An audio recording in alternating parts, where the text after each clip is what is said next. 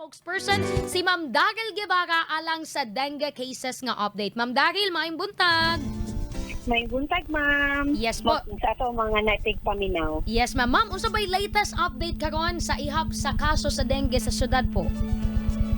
O sige, sukad Enero 1 no hantod August 5. Ang kining tuiga naanatay 3,942 dengue cases na reported by the different disease reporting units of our City Health Office na City Epidemiology and Surveillance Unit po, ma'am. So that is 103% higher compared to the same period last year, ma'am. Ma'am, naabot tay mga natala nga casualties ni anak, ma'am?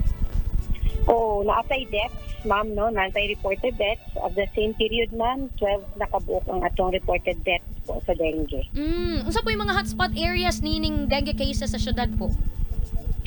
O ubay-ubay kini, ma'am, no? So naata kining 76 PSA Bukana, Salomo proper, Catalonan Grande, Catalonan Pequeño, Bago Galera, Matina Crossing, Buhangin proper, Leon Garcia, Sa Panakan, Tibungko, Ilang, Bunawan, Lisada, Takunan, Baguio proper, Sirawan, Tubok proper, Turil Poblacion, Los Amigos, Santo Niño, Kalinan proper, Mintal ug Malagos, ma'am. Murag ubay-ubay gud di iPod, Ma'am Daryl. Ma'am, balik ko sa casualties, Yes, po. ma'am. Unsay sagad edad sa mga naigo sa dengue po? Naatay ang edad sa dengue di sa casualty, ma'am. Yes, sorry, edad sa mga namatay sa dengue po. Okay. Kasagaran nating affected na to, ma'am, no, kay mga 5 to 9 years old po ang age group, kasagaran. Followed by 1 to 4 years old and the 10 to 14 years old po, ma'am. Ma'am, sa kining inyuhang monitoring karon unsa bay sagad rason o naobserbahan sa Davao City nganong ingon ana karon niabot og 103%, ma'am, ang cases sa dengue? Oo. So, kung tan-awon gid mo, ma'am, no, endemic gid na ang ato ang dengue. Kung naagi kay breeding site, daghan gid ta og lamok. So, meaning, possible na daghan gid ta na dengue. So, it comes with urbanization nato, ma'am, no. So, meaning, kini man gud atong dengue, as long as na breeding sites, maski mga tansan, kato mga man-made nato, ma'am, mga florera, kanang ato ang dish drainer, even ang ato mga tanom, no, pwede na siya pangitlugan og lamok. Uy.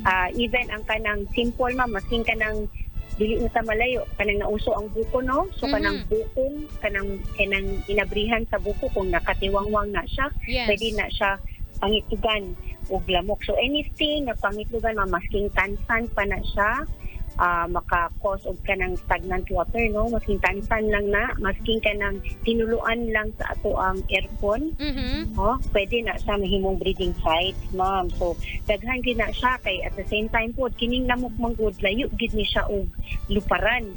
According ni siya sa study sa isa ka entomologist nato, no? Entomologist. Layo na siya luparan. So kung tahay nakapaak ang isa ka lamok o kanang naay virus na tao, napaakan niya to, pwede niya nilupad siya sa pikas dapit, pwede to siya makapaak dito, hinuon to niyang case, naguto siya, madengue po itong taon na to. So, inana siya, ma'am, ang ato ang dengue, ma'am. Salamat sa pag-explain ni Ana, ma'am, no. Ma'am, upgrade klase na pod baya, na po yung mga estudyante sa eskwelahan. O sa imong pahimangno, ma'am, sa mga ginikanan, sa mga maestra, sa mga eskwelahan po. So kining atong pahimang, ma'am, dili lang kini sa atong mga maestra, ma'am, o dili lang sa atong eskwelahan, no. Kay kini ang atong dengue dili na ni problema sa isa ka institusyon, but it is a problem of everybody, no. Yes. So kining dengue dili pud ni isa ka health problem lang na kung kami lang sa City Health ang maglihok, dili gid na nato siya mapakang, di nato siya makontrol. But kining dengue is a social concern, meaning kita matag usa ka nato, bawat individual, institusyon, bawat ahensya, mapagobyerno man o pribado, adunay dakong responsibilidad o kontribusyon sa pagpakgang o kontrol ni ini. Usa kitang ginawahag nato, no, na maghiusa sa pagkabot sa pagkontrolan sa ato ang dengue, no. Makontrol nato, ma'am, kay dili naman din nato na siya makontrol kay aduna kanunay ang lamok kay tungod na ta sa tropical country, but ato ang sa City Health nagapaningkamot ni nga dili ta mo abot sa kanang panahon nga mahimong epidemic no, or kanang daghan kaayo itong kaso dito sa dengue nga. Muna siya. So kami, sa among panawagan sa tanan na ato gid ning paningkamutan, no, kung mahimo ato gid ni siyang sa atong mga tanang Dapawenyos, dili lang katong ingon nimo nga school, ma'am. Yes, ma'am. Because ato din ni siyang syudad, no, tabangan nato ang atong komunidad, atong syudad nga mapakgang ang kontrol ang dengue pinaagi sa pagbuhat sa 5S, ilabi na ang katong search and destroy.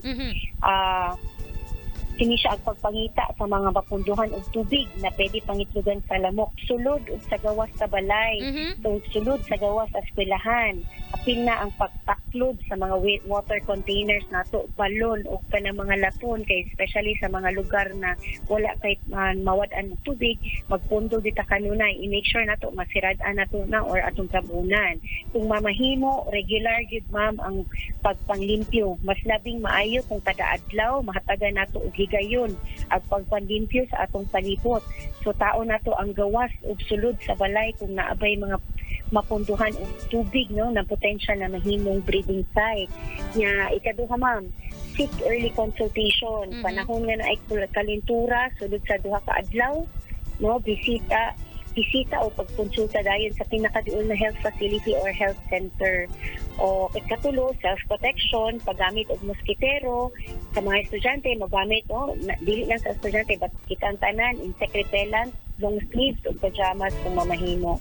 Say yes to fogging kung kinahanglan, no, especially during outbreak.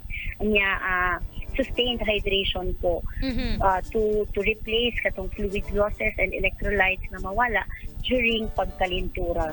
So kining sustained hydration ma'am by using Orisol, but if in case there is ato ang mga kauban ato mga mga Dabawenyo, no, kung wala mo'y Orisol sa inyong balay, pwede ra kaayo mo magbuhat og inyong homemade na Orisol. Isa ka basong tubig, isa ka kutsarita na asukar o a pinch of salt lang. Pwede na siya mahimong Orisol, ma'am. Alright, sige po. So Yes. busa ma'am kini no ang atong battle din nato ni sa ato ang dengue, as I have said, is not only a health problem, no, so maskin pag unsaon amo ang mga foggers, amo ang tropical unit o pagpaningkamot, ug sila lang ma'am, dili nato sila tabangan, dili Yes. gid nato ni mapakgang. So kani gid among hangyo sa tanan na maghiniusap kita, magmatngon o magpakabana kita sa atong palibot na para walay maiwasan or makontrol nato ning pagdaghan sa ato ang dengue cases. Kay ang atong battle sa dengue gid ma'am is not only in the hands of the health, but most especially naa sa atong medkilaiyang kamo.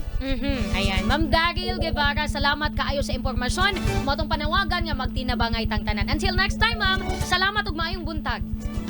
May buntag, ma'am. Serbisyo, straight to the point. Ato nakauban mga higala, Daryl Guevara sa CHO, CHO spokesperson din sa syudad. Bisyo.